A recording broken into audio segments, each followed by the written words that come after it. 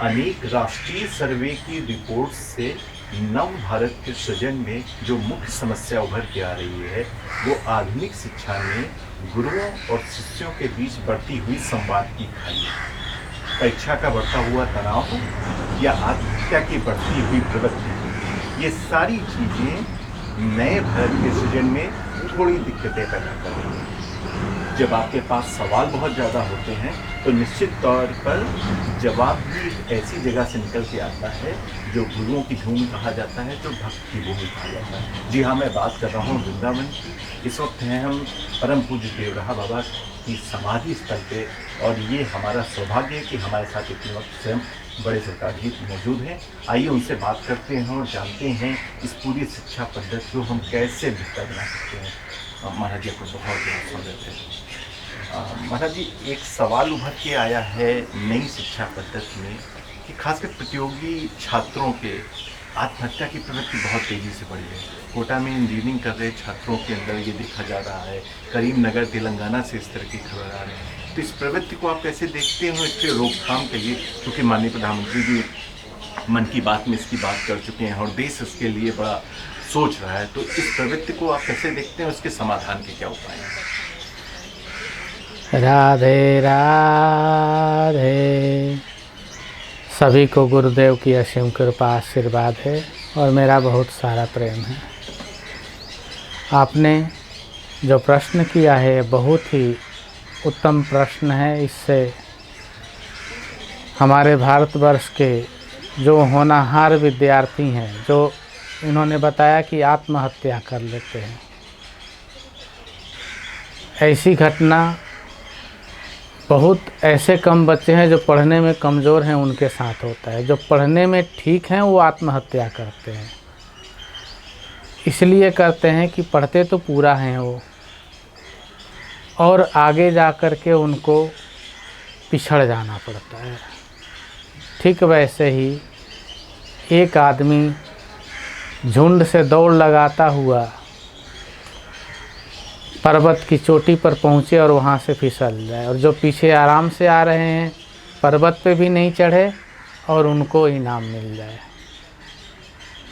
तो समाज में जो बंटवारा हो गया है इसका बहुत फर्क पड़ा है। हमारा सनातन धर्म जातिवाद में बंटवारा हो गया। हमारा जो आपस का भाईचारा था वो जातिवाद में चला गया, और इससे क्या हुआ है कि जो कमज़ोर वर्ग के लोग थे वो सभी कमज़ोर ही होते जा रहे हैं, जो सबल थे वो सबल होते जा रहे हैं, और जो विद्यार्थी हैं उनके अंदर हमारी जो पुरानी पद्धति थी, गुरु गोविंद माता पिता, ये सब चीज़ें ख़त्म कर दी गई।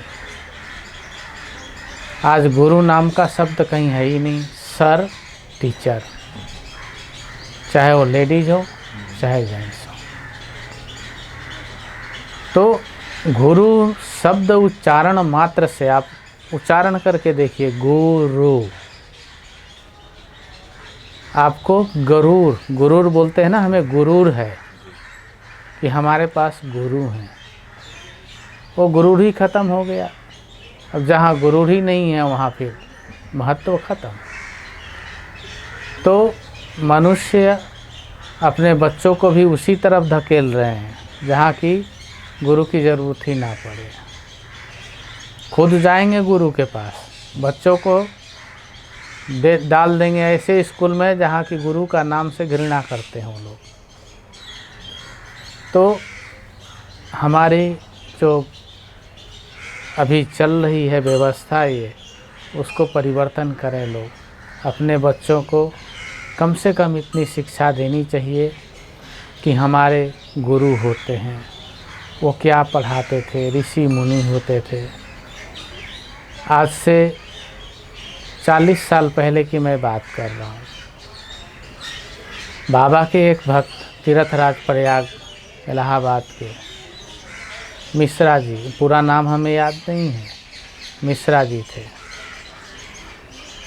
तो उनके साथ दर्शन करने आए थे रंगनाथ मिश्रा, जो जज रहे सुप्रीम कोर्ट के।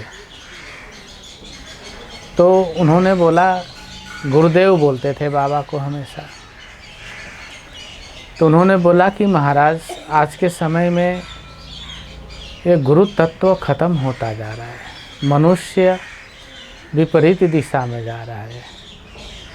तो बाबा हंस के बोले, बच्चा तुम लोगों की कमी के कारण हो रहा है, इसके जिम्मेवार तुम लोग हो। अपने बच्चे को अच्छी शिक्षा देने के लालच में उनको इन चीज़ों से अलग कर देते हो, और बच्चा अच्छी शिक्षा क्या देते हो। तो उन्होंने बोला, गुरुदेव ज़रूरी भी है, क्योंकि आज के समय में अगर अच्छी शिक्षा ना हो तो नौकरी नहीं मिलेगा। तो अब दोनों ऐसी असमंजस है हमारे समाज में कि अच्छी नौकरी चाहिए तो आपको बिल्कुल अपने सनातन धर्म से कट जाना है। ऐसी अवस्था में प्रत्येक माता पिता का ये कर्तव्य बनता है, उनका धर्म बनता है कि अपने संतान को गुरु और गोविंद इनके बारे में शिक्षा दें। अब माता पिता ही गुरु के काम कर सकते हैं, गुरु तो गए। जो यहाँ पे ईस्ट इंडिया कंपनी आई, उन्होंने ख़त्म करना चाहा, नहीं हुआ। लेकिन उन्होंने ऐसी जाल बिछा दी कि अंग्रेजी के बिना आपका काम नहीं चलना है। अंग्रेजी में गुरु है ही नहीं। जो टॉपर है वो मास्टर है, वही मास्टर है, स्कूल में भी है, क्लास में भी है, घर में भी है। तो इसलिए हमारे जितने भी बंधुजन माता सुन रहे हैं इस बात को, निश्चय कर लीजिए कि आप अपने बच्चों के गुरु हैं।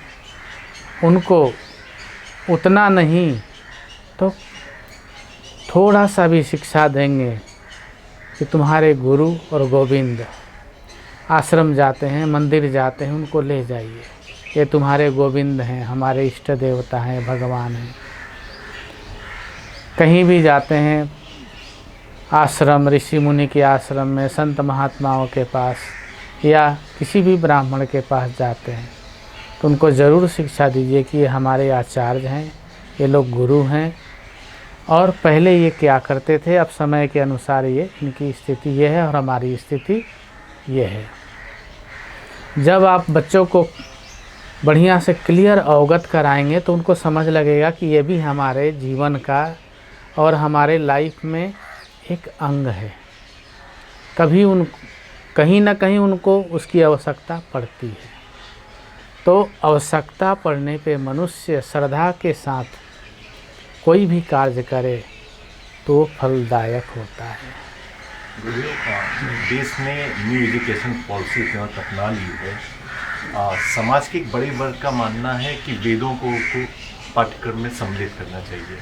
आपकी क्या दृष्टि है इस विचार की? बहुत उत्तम विचार है, क्योंकि वेद के आधार पे साइंस, जो साइंस जिसको हम बोलते हैं, बड़े बड़े कंपनी, नासा और दुनिया भर की कंपनियां हैं, इनका अस्तित्व क्या है, बेस क्या है, वेद है।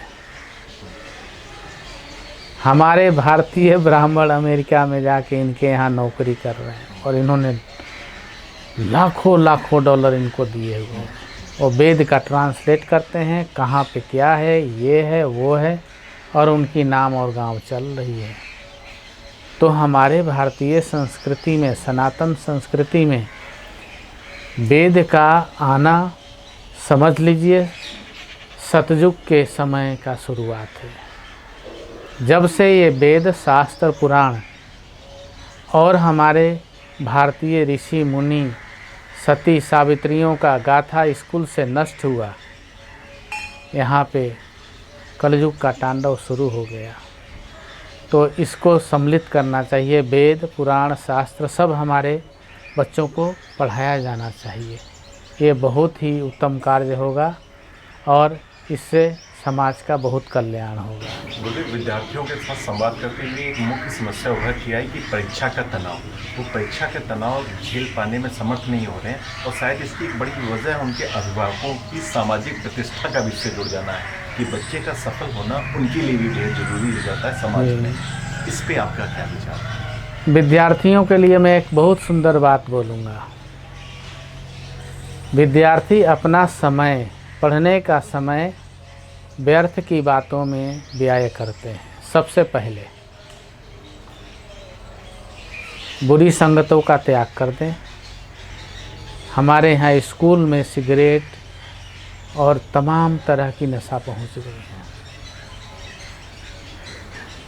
संगति, बुरे संगति का विद्यार्थी त्याग कर दे और सबसे पहले उसकी जिम्मेवारी क्या है उसको समझे।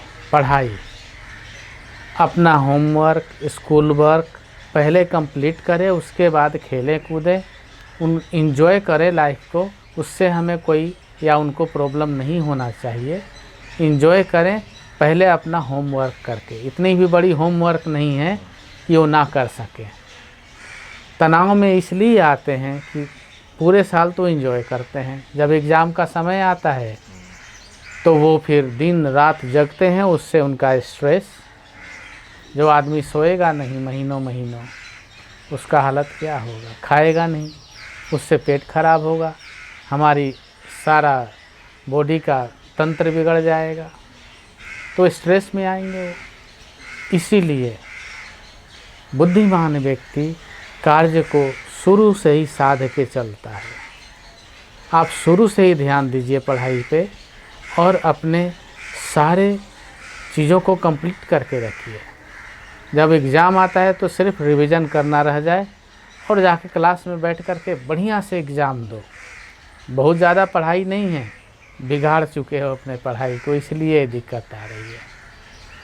राधे राधे। यूट्यूब पे, इंस्टाग्राम पे हमें यंग जनरेशन बहुत फॉलो करती है। दुआओं के नाम अगर कोई आप छोटा सा संदेश दें। यंग जनरेशन के लिए सबसे पहले अपने लाइफ को देखो कि तुम किस दिशा में जा रहे हो। तुम्हारा उद्देश्य और दिशा क्या है, पहले इस पे ध्यान दीजिए आप। नंबर 2, कभी भी अपने माता पिता को दुखी मत करिए। उनके आंखों में आंसू आना आपको श्रापित करने के जैसा है। नंबर 3, जो आपकी संस्कृति है उस संस्कृति में प्रयत्न करिए कि आप जो ढूंढ रहे हैं उसी में ढूंढें। इतनी बड़ी आपकी संस्कृति है कि बाहर जाने की ज़रूरत नहीं है। नंबर 4, आप लोग ऐसा माहौल रखें कि आने वाले आपसे जो छोटे बच्चे हैं वो आपके फॉलोअर हैं, ये ध्यान रखिएगा। कहते हैं कि जो 10 हल जोती जाती है एक खेत में, जैसे आगे वाला चलता है उसी के हिसाब से पीछे वाला चलता है। तो आप लोग ये ध्यान रखिए कि जो नई जनरेशन आपसे छोटे हैं वो आपके फॉलोअर हैं। तो आप अगर गलत करेंगे तो वो उससे भी ज़्यादा गलत करेंगे। तो आप लोग समाज के भविष्य हैं और इस चीज़ को ध्यान में रखते हुए अच्छे गुणवत्ता के साथ अपने जीवन को प्रस्तुत करिए और ये उपयोग करिए।